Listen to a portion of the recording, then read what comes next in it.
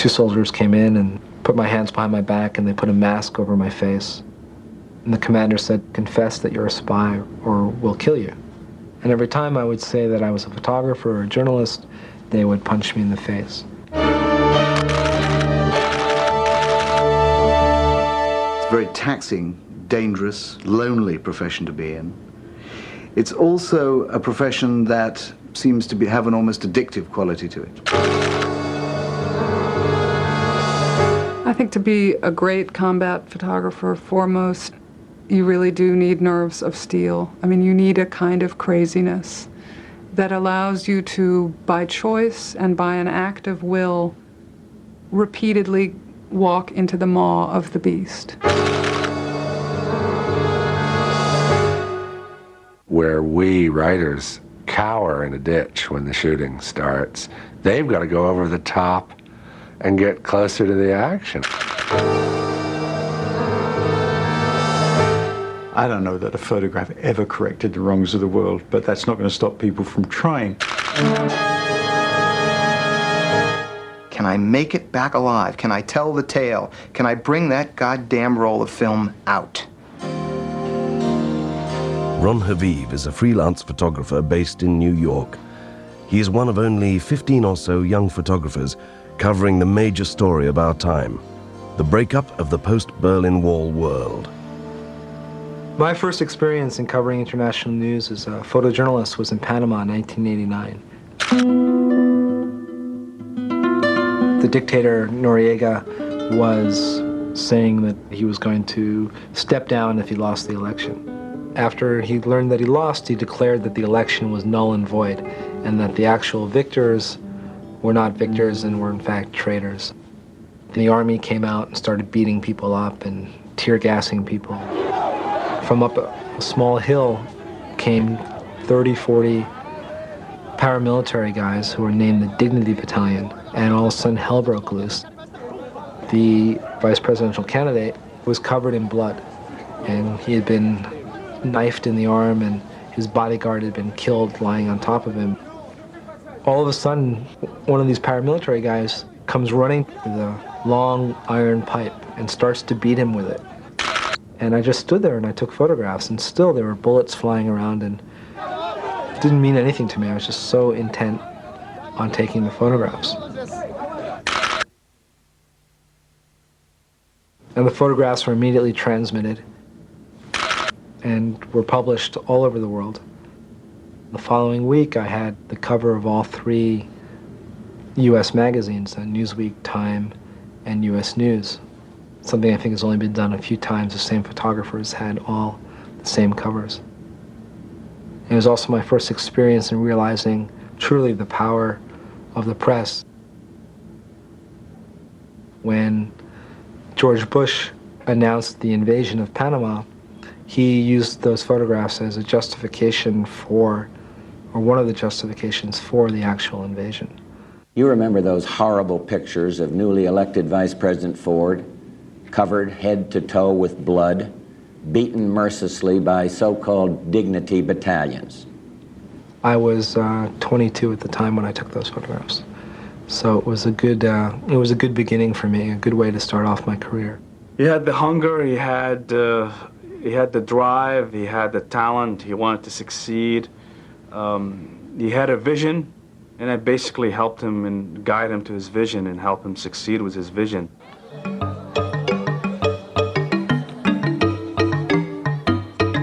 Haiti is a remarkable place. The people are really amazing, the energy level, the colors, there's something quite unique about Haiti.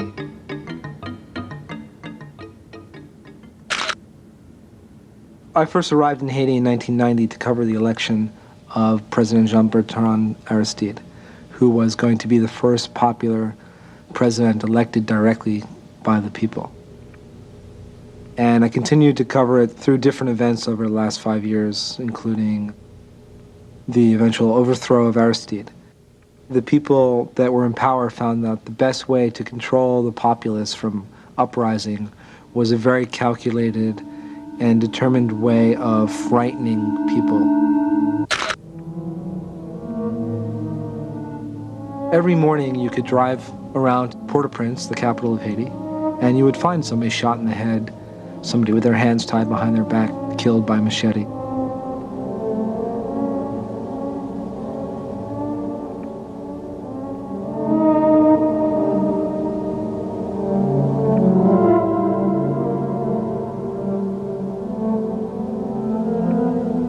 By the time the Americans came, the Haitian people, who are generally very optimistic and positive people on a whole, were so downtrodden, and all they wanted was this man that they loved, this person that they had elected with an almost 90% majority, to come back.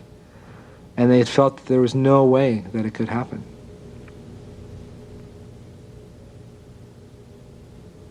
The Haitian reaction to the U.S. soldiers is, it's been quite interesting. I've done several different operations with the U.S. military, starting with Panama in 1989, and it was quite similar to Panama and quite similar to the Gulf. The people were enthralled. They were thrilled. They couldn't believe it. They were so happy to see Americans. America was their savior.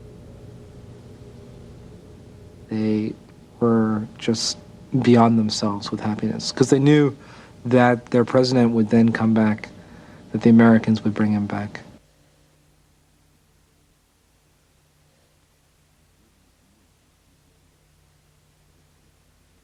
The Soviet Union is no more. The republics have declared their independence. In Moscow, the capital of the Russian Republic, Boris Yeltsin has dissolved the parliament, which has blocked all reform. Inside the parliament building, communists have stockpiled huge amounts of weapons. Civil war is imminent. Yeltsin's forces had surrounded the White House and kept the communist forces inside.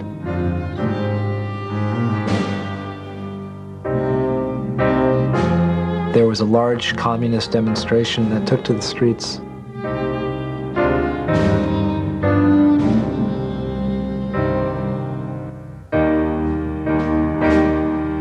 So this march of thousands of people decided to go liberate their brothers in the White House.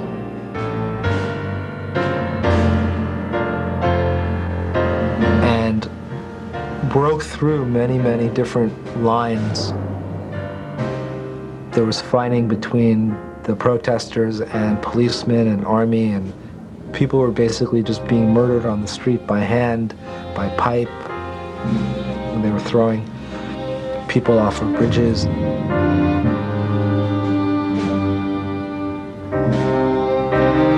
And eventually they broke through to the White House, and Yeltsin's people all disappeared.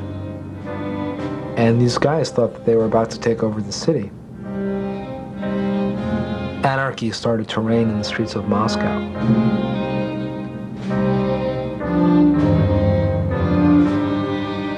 There were army units driving around who nobody knew what side they were on. There's a story of the commander of the armed forces in Moscow was driving around in his car, and he saw all these units driving, and he didn't know whose orders they were following. He didn't know if they were loyal to him or if they were loyal to the communists. And as night started to fall, the communist protesters decided to take over the television station. And unfortunately, a number of journalists were wounded and several were killed because the Russians were firing from above, and they were just firing on everything that was down.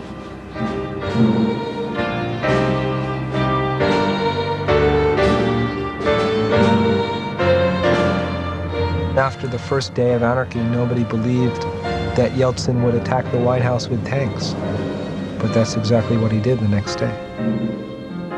I was with the Russian troops, and I photographed the frontline soldiers attacking the White House.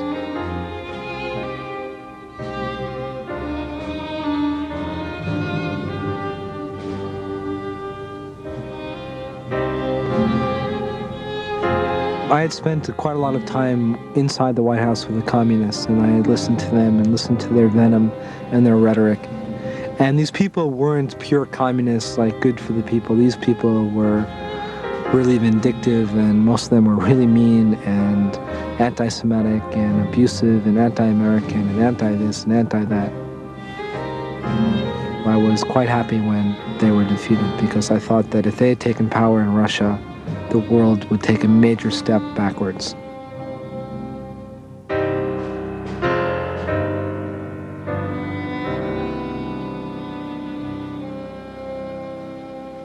One of the reasons that Yugoslavia got so little attention in the beginning was that it was so complicated that it wasn't easy to just say, these are the bad guys, these are the good guys. Look how simple it is. Because there's so many names and different people fighting for different reasons. Since the death of Marshal Tito in 1980 and the dissolution of communism, the increasingly nationalistic Serbian Republic threatens the ethnically mixed states of Slovenia and Croatia. In the winter of 1991, civil war begins. The town of Vukovar in eastern Croatia is besieged by the Serbian army. What's happened over the last 4 years since 1991 in the war in the former Yugoslavia is that access is becoming strictly controlled by whatever side that you're working with. And this was no different with the Croatians, where they were strictly controlling the access of journalists to the battle zones. I went in with the Serbian army, with their permission, to work and document what they were calling the liberation of this town. Every building in Vukovar had been destroyed.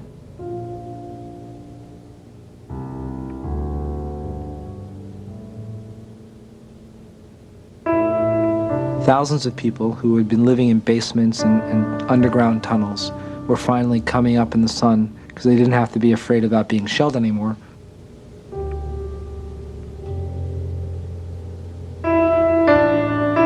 Their army had been defeated, and most of the army had fled.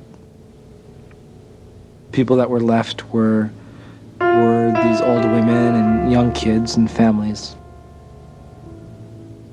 People that hadn't been able to get out of Vukovar during the 3 months.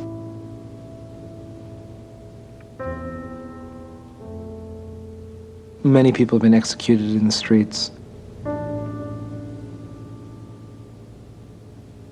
I saw many bodies lying on the ground.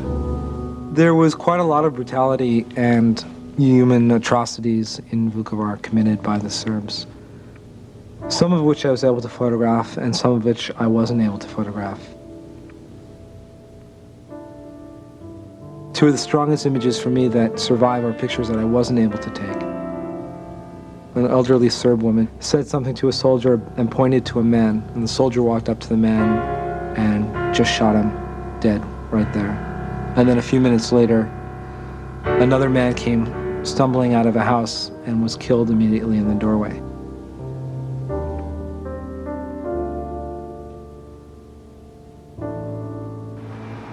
Well, the majority of journalists died in the early part of the war. Since it was a war in Europe, a lot of people sort of just drove down from Vienna or drove over from Italy and were not very experienced in war photography or war journalism. People didn't realize how dangerous it was. So in the Croatian War, there were no armored cars. Very few people were wearing even bulletproof vests or helmets. So a lot of people were killed by being in the wrong situation at the wrong time and not being prepared for it. In March of 1992, I was working in the former Yugoslavia, and my assignment at the time was to photograph Russian peacekeeping troops who were going to occupy part of the land that Croatia had lost during their war. And what was happening at that point was that tension levels were rising in Bosnia, but there was no fighting. And one day I was driving around and we got a message that there was some fighting in a town across the Serbian border in Bosnia, about a 5-minute drive over a bridge. So we decided to go look at what's happening, and the town had been split in half already. The Serbs were on one side and the Muslims were on the other side. And the townspeople were fighting against each other. It was, you know, the baker was firing on the butcher and the butcher was firing on the baker. Then all of a sudden, several busloads of soldiers appeared. And these were from a militia unit named the Tigers. And they're led by a man named Arkan. They immediately went into the mosque and they took down the Islamic flag and hung up a Serbian flag instead. As they were doing that, there was some commotion outside in the house across the street. And when I went outside, some people were being pulled out of the house. This one boy was terrified and ran away and ran into the courtyard of the mosque and disappeared. He came running around the corner again, and then someone just shot him in the back. They brought out another man, an older man. Then a woman came out following him and she started screaming. And then all of a sudden there was a burst of gunfire and he was shot in the chest several times. And he was lying there dying, and this woman came up to him and she put her hand in his hand and put a hand on his chest, trying to stop the bleeding. She was screaming. And then a few seconds later, more gunshots, and then she was killed. This was later became the term of ethnic cleansing, because this was the Serbian method of fighting, in which they would take these towns, they would kill people, and then they would hope to frighten the rest of the population into leaving.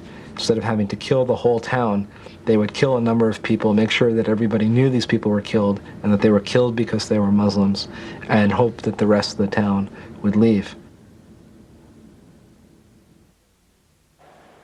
Amid rising fears of civil war, the people of Sarajevo march for peace. There was thousands and thousands of people in the streets,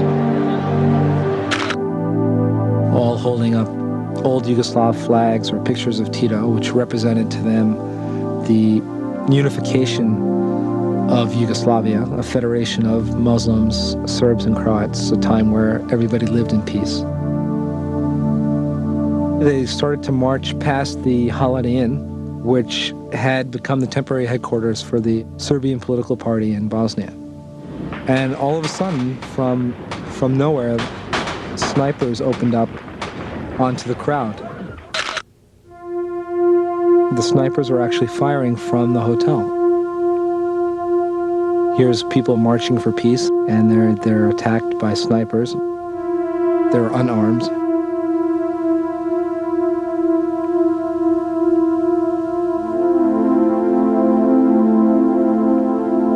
Eventually, some special police unit from Sarajevo stormed the hotel, captured the gunmen, and arrested them. And for a brief moment, the Sarajevo people thought, with the capture of these 4 or 5 gunmen, that all would be fine, and there were celebrations and people were very happy. And little did they realize what was going to happen over the next 3 years.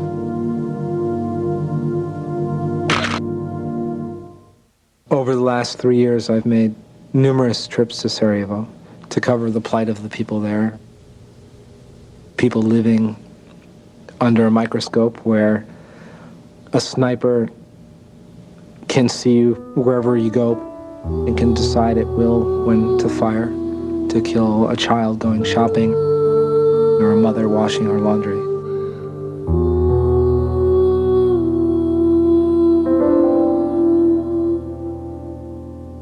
Countless civilians were killed by indiscriminate shelling, not done on military targets whatsoever.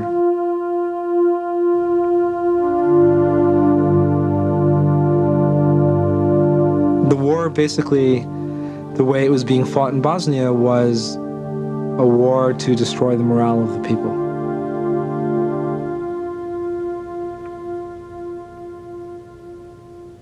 In Bosnia, the goal of the Bosnian Serbs was much less to defeat the Bosnian government forces in battle.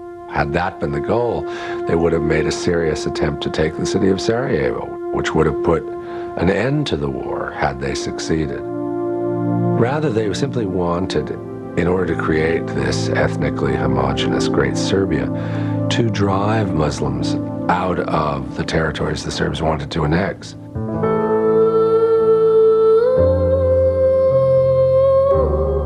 I saw a child fall in the middle of the road, and a tank, quite intentionally, ran over it. And the soldiers laughed. They didn't care. They thought they could do what they pleased.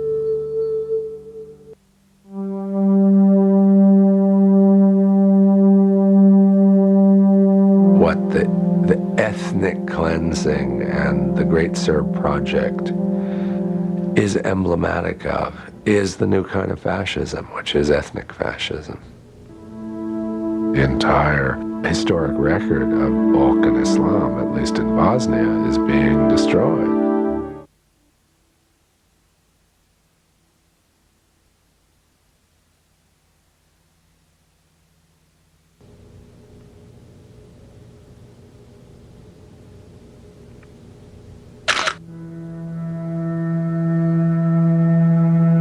When these camps were discovered, there was a huge outcry.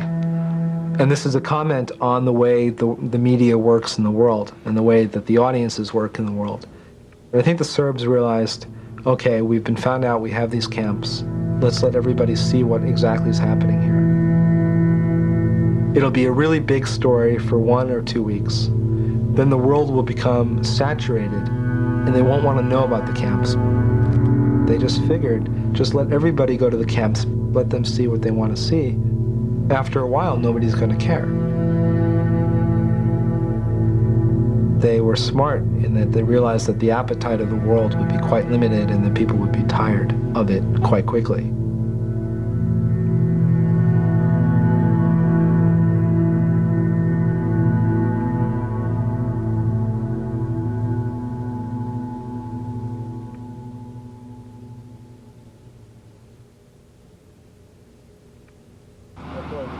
In September and October of 1995, the Bosnian government went on a large offensive in the northwest of the country.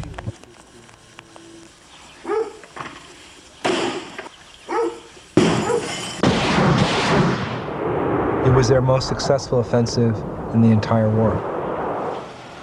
They were attacking areas which they had lost in early 1992.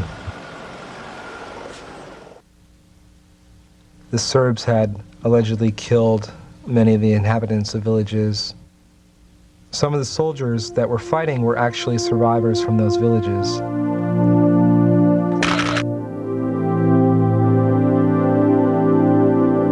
So as the Bosnians would take village by village, they would also be looking for evidence of these war crimes.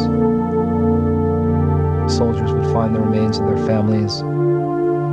They would find their homes burned and destroyed. One soldier who was a survivor of a village where all 69 people were killed found that the entire village had been buried in his backyard.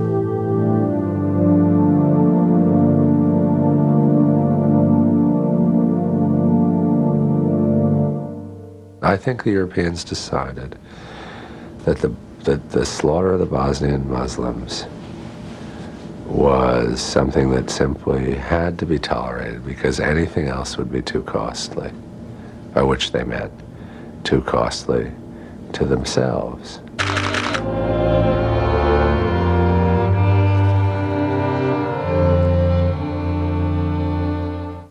Warring sides have realized the power of the press, and everybody now makes a serious attempt in their ability to control the images that are going out into the world. They suddenly have access to your material and guns. So it's not that they're going to write a letter to the editor and say that they're so irritated by your coverage. I mean, they may seek you out and shoot you. From the Serb commander Arkan, he was threatened that he's going to drink his blood. If ever Ron showed up in Serbia again, consider him dead. What I say about out-of-control small paramilitary groups, it was like a warlord declaring some sort of sentence on Ron. I personally would never have gone back to the Eastern Hemisphere for the rest of my life. Well, Arkan's one of the many little monsters that the war in the former Yugoslavia has thrown up. He was a gangster in Yugoslav times. He was supposedly a bank robber who was convicted and escaped from jail in Sweden. He's alleged to have been an assassin for Tito. He returned to Serbia, as far as I know, for good in the mid-'80s from Western Europe after he got out of jail. And Arkan was a sort of hit man, this time not for the Yugoslav secret police, but for the project of ethnic cleansing.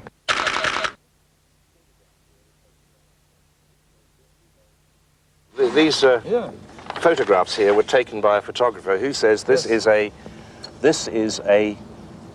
atrocity. No, I will tell you now. First of all, you see, this picture is very clear. The photographer which made this picture is a friend of mine. You understand? I let him show those photographs to the world. First, this lady was shot by the Muslim sniper. It's not what the photographer says. We also hear that another man running away was shot in the back by these men. That's not true. And that somebody else... That's not true. Somebody else was marched off into a nearby building and thrown out of a second-floor window. That's a lie, a pure lie. The Serbs really after that didn't allow or very much tried to control photographers working with them.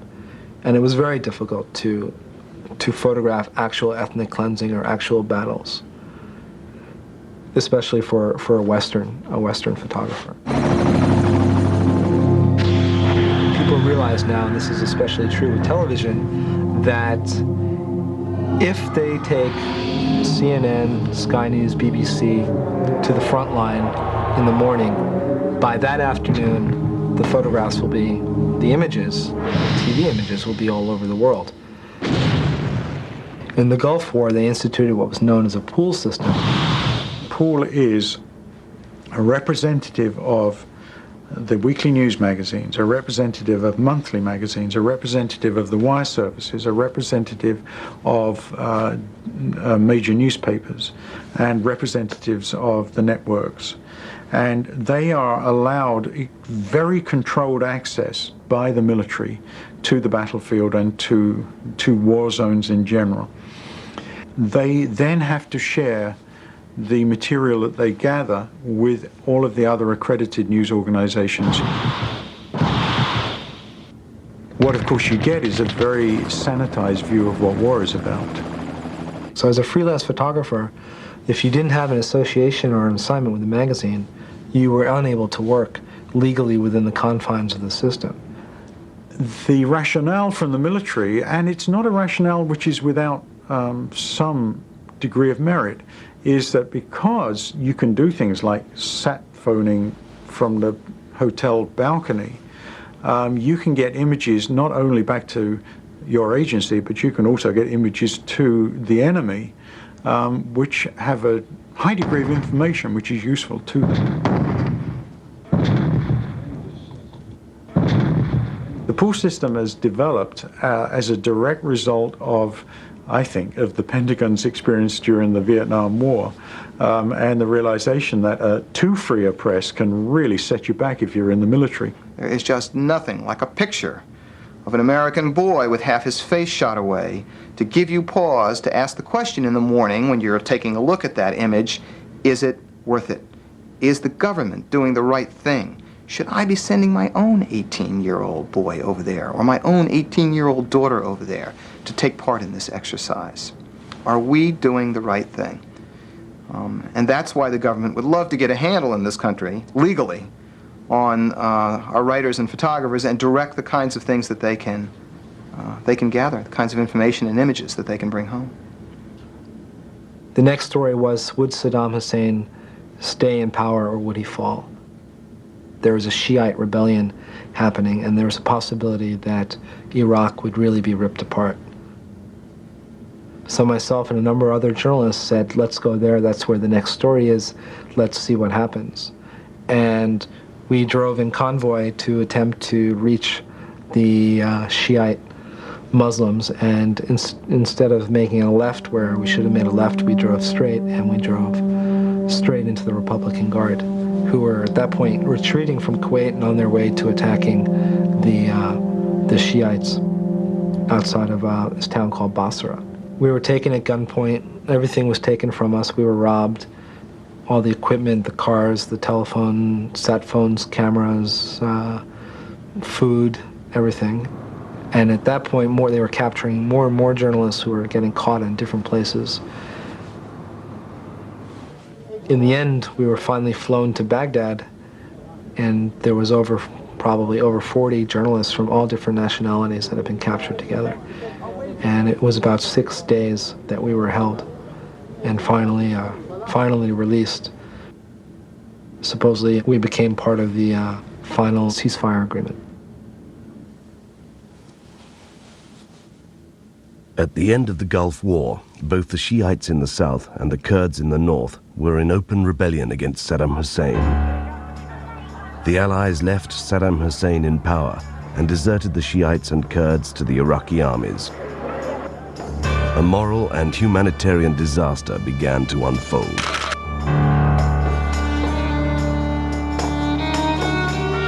When I went to southern Turkey to cover the flight of the Kurds from the Iraqis,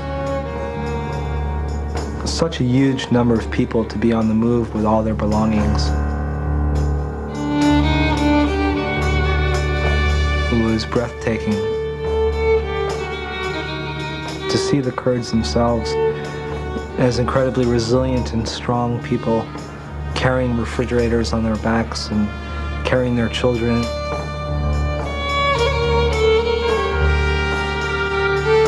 The mountains that they crossed in the middle of some of the coldest weather.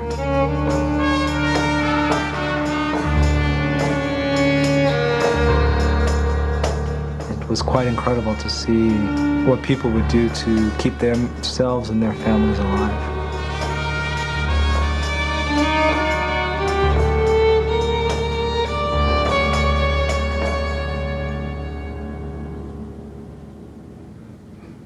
That was my first experience with such a huge group of refugees and things of that nature, and I thought, this is the worst thing that I could possibly ever see.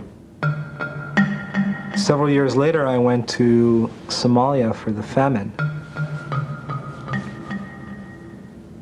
Famine photography is almost war photography because one of the features in many wars, particularly many civil wars in Africa in recent years, has been the way that control of the food supply has been a weapon of war that people have used to move populations, to intimidate populations.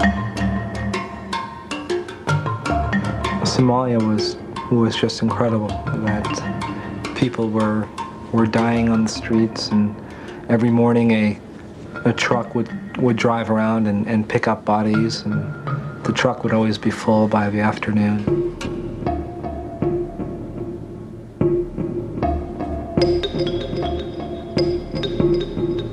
I think in Somalia, the famine there was really hard to deal with because this famine was largely man-made, and that it was due to the greed of a number of warlords and people hungry for power and money that were keeping food from being distributed.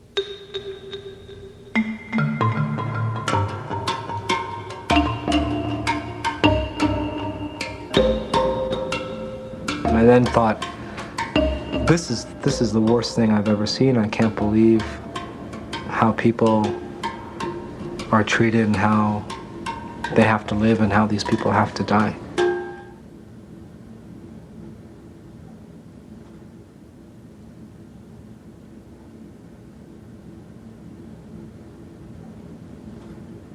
And then several years later, I went to Rwanda and covered the exodus of the refugees into Zaire from Rwanda.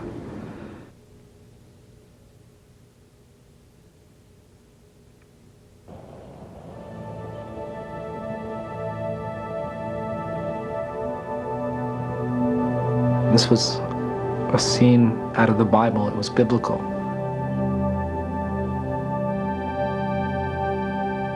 I didn't know so many people could die so fast. I don't just mean in the course of a couple of weeks. In Goma in Zaire, you would go down a road, say, at 10 in the morning, and there would be 500 people along the side of the road. And you'd come back at 10:30, and 200 of them would be dead.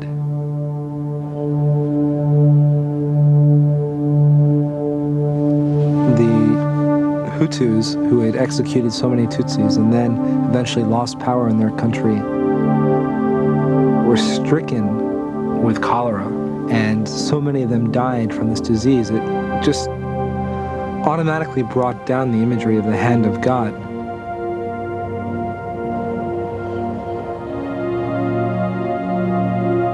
So here's this very densely populated country and very small country, where you would drive 3 kilometers and there would be a church with 400 dead bodies in it. And then you drive another 3 kilometers, there'd be another church with 500 dead bodies in it. I see the pictures.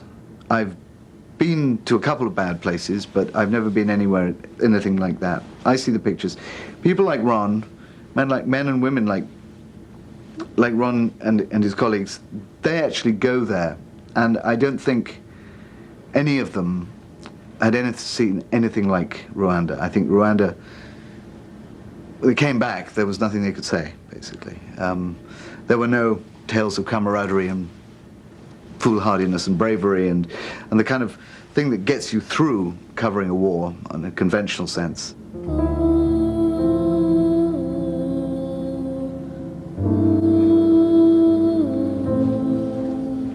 And in the end, I realized that what happened in Kurdistan was hell, what happened in Somalia was the same. You can't compare disasters with each other. And that I think that this is something that is affecting the world as they become saturated with all of these problems. It's what's been known as donor fatigue.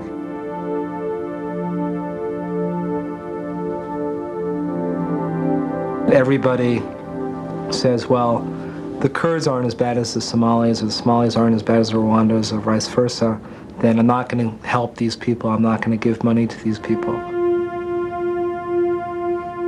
The world community thinks often that they can do things through a massive show of strength that needs something more subtle. I think that when the Americans went into Somalia, I think that was fantastic. And no question in my mind, they saved many, many thousands of lives.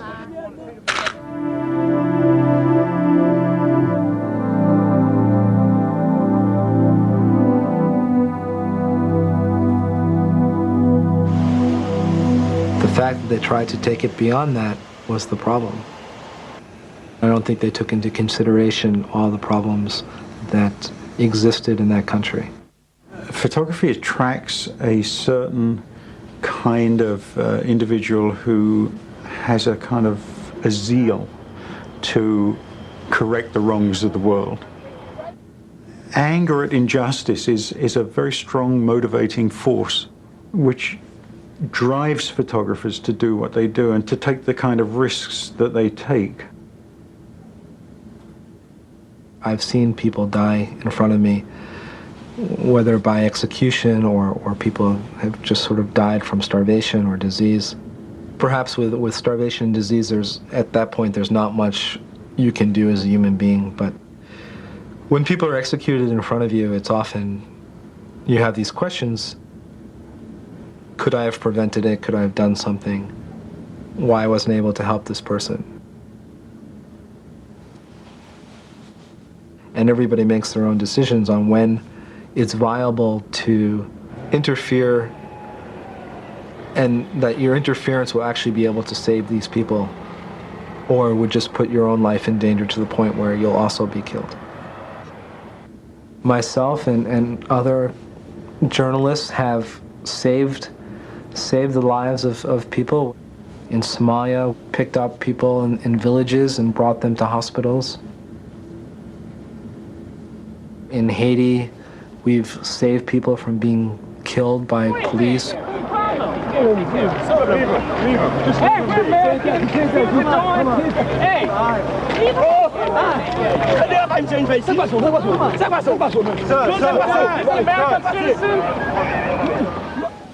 In Yugoslavia, we've dressed the wounds of soldiers that were wounded next to us. We put the cameras down and lives have been saved. I really always try to travel with somebody else, and specifically for the reasons that I need to travel with somebody that I know and trust in case I'm wounded. This person will forget about the photographs and make sure that I will be taken care of. So there's a small group of us that travel from place to place, and we usually work together. You also need to work with somebody that you know that's experienced. You stopped at a checkpoint and there's some drunk person or somebody acting really stupid or somebody that doesn't like you and wants to instigate something, that you need people that you know that are not going to get nervous, not going to make a stupid mistake, not going to do something that gets you killed. You always have to give respect to somebody with a gun.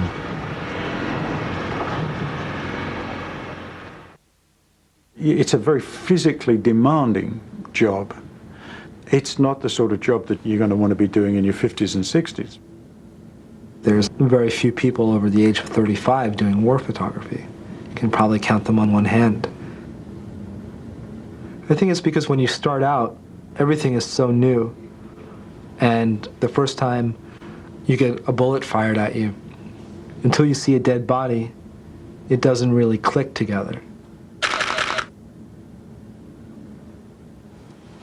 I think that everybody has a certain point where you reach your limit and you say, well, that's enough, I can't do it anymore, I have to move on. Where my personal cutoff point is, I don't know. I mean, I don't think it's going to happen for a while.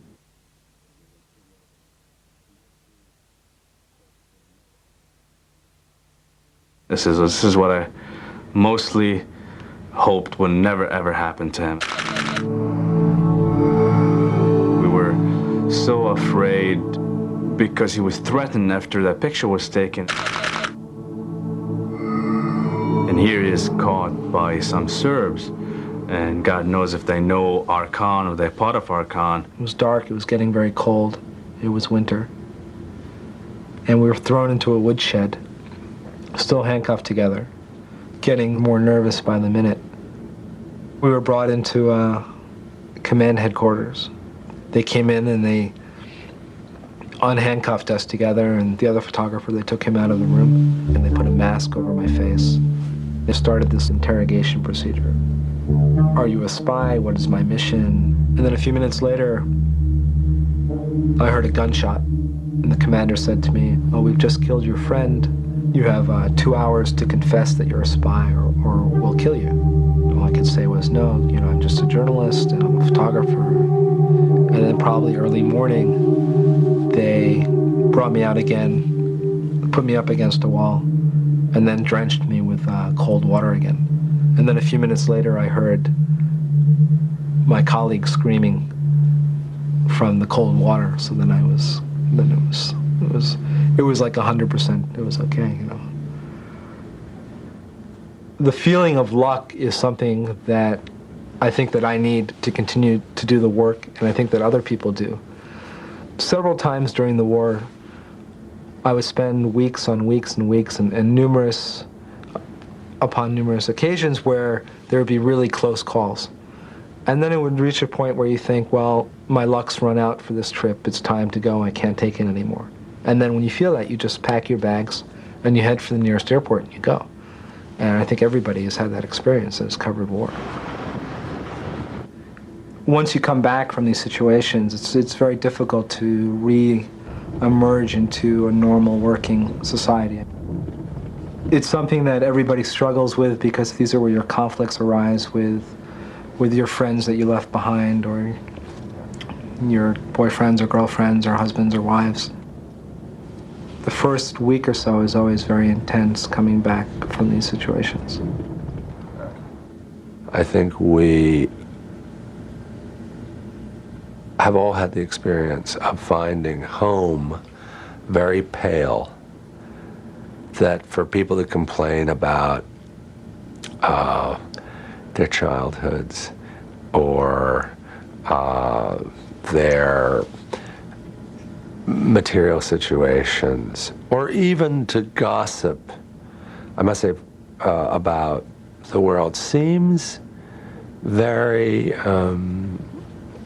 hard to take in once you've been in places like Rwanda and Bosnia.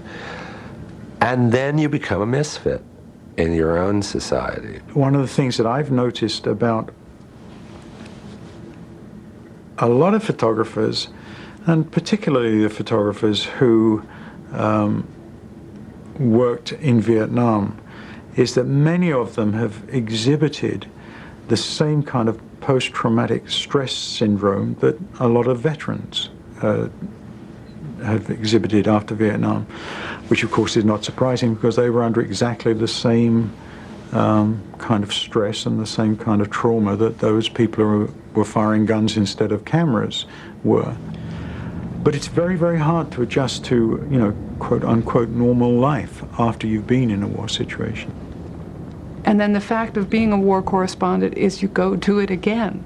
I mean, you choose to return again and again to these moments, and that's a very specific choice. And it, in some ways, I think it becomes a harder choice the more that you do it, because it's impossible at some point not to just look at the magnitude of how horrible it is that people kill people.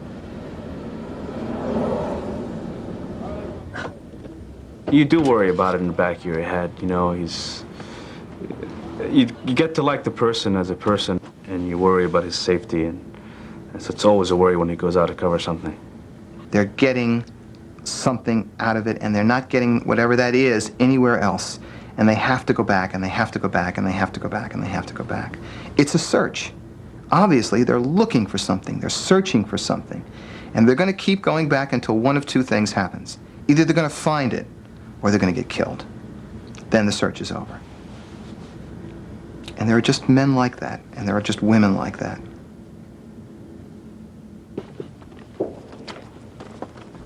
I think I've been extremely lucky on so many numerous occasions. I basically can't even count them anymore. I would spend weeks on weeks and weeks where there would be really close calls. Shells or bullets are so close, yet so far, because I've been lucky enough not to have been wounded, while a number of my colleagues have been wounded, or unfortunately, some have even been killed.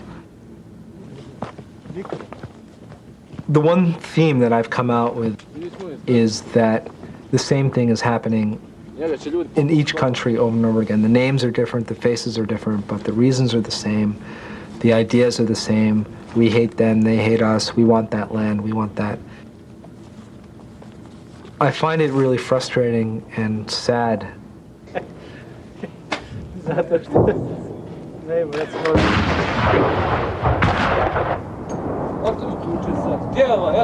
My anger really turns more into acceptance of that's the way the world is. All I can do is try in my small way to show people that it's still happening and hope that it can change.